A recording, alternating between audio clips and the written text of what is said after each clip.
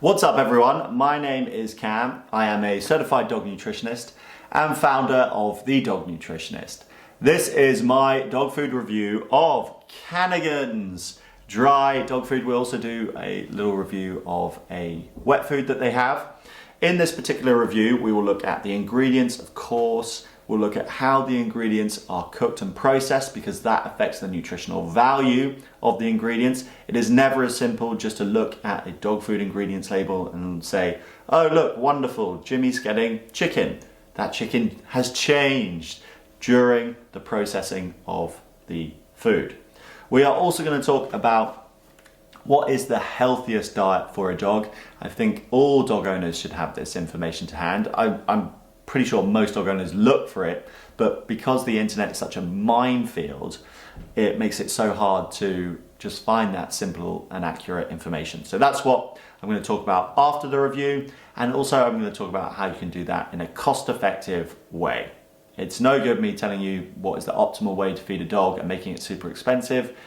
Actually, it's not the case, which is great.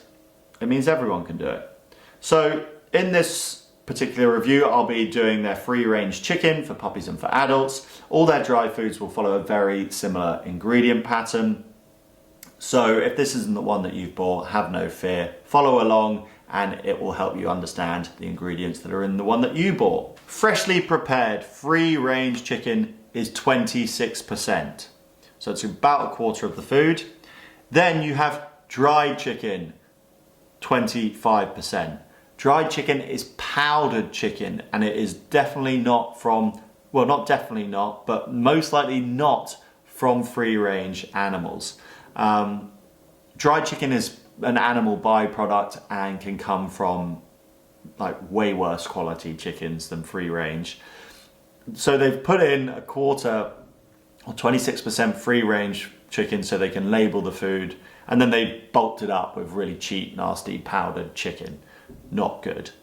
Then you have sweet potato peas, potato, chicken fat 4%, alfalfa, dried egg, which is powdered egg, chicken gravy 1%, salmon oil 1%, and then glucosamine, MSM, and then a load of like apple, carrot, spinach, psyllium husk seaweed, which because dog food labeling goes from most prevalent ingredient to the least prevalent, and the ingredient before apple, carrot, spinach, psyllium husk only makes up 1 gram per kilogram, you can assume that apple, carrot, and spinach make up less than 1 gram per kilogram. So just marketing material, not functional ingredients that are going to provide any health benefits, marketing material.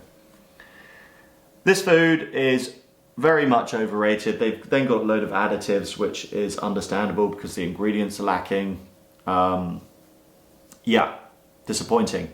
They also make a dental food, which is absolutely ludicrous to suggest that a dry dog food can be good for your dog's teeth. If you've ever chewed a biscuit before, you will know that it will get stuck in your teeth and that you have to fish it out with the finger. Dogs don't have that finger to fish out the biscuit from the back of their mouth. And periodontal disease is one of the most common issues, and the reason why it is because the myth that kibble helps to clean your teeth is propagated so frequently by companies. It does not. Now for a wet food of theirs. Maybe it's better. Free-run chicken, the wet food, is 65% freshly prepared free-run chicken, which is better. Sweet potato, and then prebiotics. Wow. It's just going to be freshly prepared chicken, sweet potato, and then tiny bits of other ingredients, which again are just mainly being used as marketing material. Not a big fan of Canagan's food. They have a lot to improve on. I don't like the way that their marketing is deceptive when it comes to the free-run chicken in their dry food and then using a load of,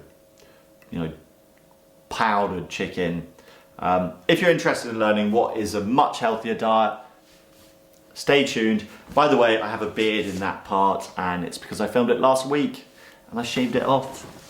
So don't get too confused. I'm going to give you the simple and quickest version of how we know what the healthiest diet for a dog is. And without being condescending, to understand this part, you really need to understand what a dog is. And what a dog is how a wolf has evolved into the dog. It is the difference between the two that determines what a dog is. The wolf is the ancestor species of the dog. We domesticated the wolf, and the adaptations to the wolf, the changes that were made, determine what a dog is. From a biological standpoint, dogs have changed their ability to digest non-meats and sociability. Those are the two genetic differences between dogs and wolves, the two main, glaringly obvious genetic differences. The sociability part comes from us breeding the wolves that didn't shred our kids to pieces. The second part, the ability to digest non-meats, this is the most important part of what they should be eating, of course. Different dog breeds have developed different abilities to digest non-meats, and this is due to their exposure to non-meat diets, depending on the geography of where they came from. So the Saluki, for example, that was originated in the Middle East, they are an ancient dog breed, 9,000 years old, and they've had the most amount of time and exposure to non-meats, to more starch-rich diets, which means they have more of the AMY-B2 gene, a gene that allows for the pancreas to produce amylase to digest non-meats. What do wolves eat? A range of meats, raw bone or a calcium source, some grasses, and maybe some berries. We still need to follow that pattern of a range of fresh foods, maybe 3 different types of meats that they get rotated around the year. You can do more than that. You need some organ, because that's like the multivitamin. The meat being the protein, they get fat from, they get energy from the fat. And then you have the raw bone. Dogs have a higher calcium requirement than other animals because they've evolved from this lineage of bone crunching carnivores. It wasn't just the wolf, their predecessor, that ate bones. It was literally like 4 species that came before the wolf. There's 50 million years of evidence of these bone crunching carnivores, and you can still see that evidence in your dog's mouth. Quite literally, those razor sharp molars are for crunching teeth. Other evidence that dogs should be chewing bones is that periodontal disease is one of the most common issues that face modern dogs, and that's because they're not chewing bones, they're not getting raw bones. Then you have the non-meats, and you can use the vegetables that your dog enjoys, or the ones that provide health benefits. You can use fruits like berries, which have been shown to be anti-cancer, apple, just incorporate these non-meats into your dog's diet. In terms of carbohydrates, I don't recommend you go over the 20% mark, and try to use squash and sweet potato, which are easiest on your dog's digestion. That really is how you piece together an understanding of your dog's digestion. It is the difference between the wolf and the dog, and the differences aren't that big. Then you look at your own dog, you incorporate ingredients that work for them into that model, and that's how you keep your dog super, super healthy. All of that stuff on balancing all these diets, the NRC, National Research Council, the AAFCO feeding requirements, the FED-IAF feeding requirements, it's all nonsense. It's all total bullshit designed to scare you off making food. Look at any animal that exists. They just get a range of different things, but they stick to a general balance. If you want to understand how to do that, or if you need recipes, get the Ultimate Doggy Handbook. I don't know why I call it that.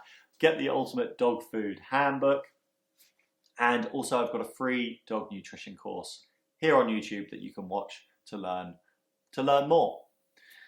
All right, so that's how we know what the healthiest diet for a dog is. How can you do that at a cost-effective rate? Because meat prices are extortionate. Dogs need lots of meat. They need some variety. How can you do this when you wouldn't feed yourself a diet that high in meat, and you wouldn't spend that much money on your own diet? Well, you can source cheap meat online. I buy venison from a venison wholesaler.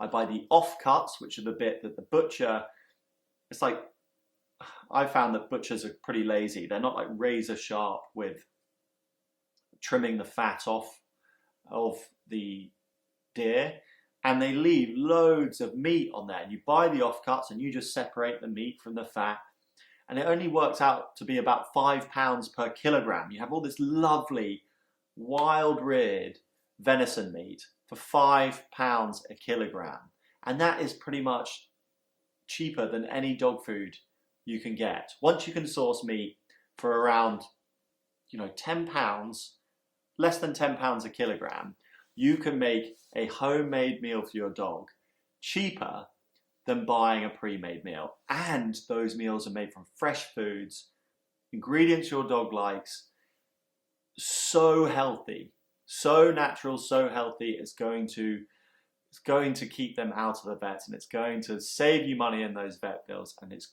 most importantly going to mean that you get to spend as long as possible with your dog. So we know what a healthy diet is.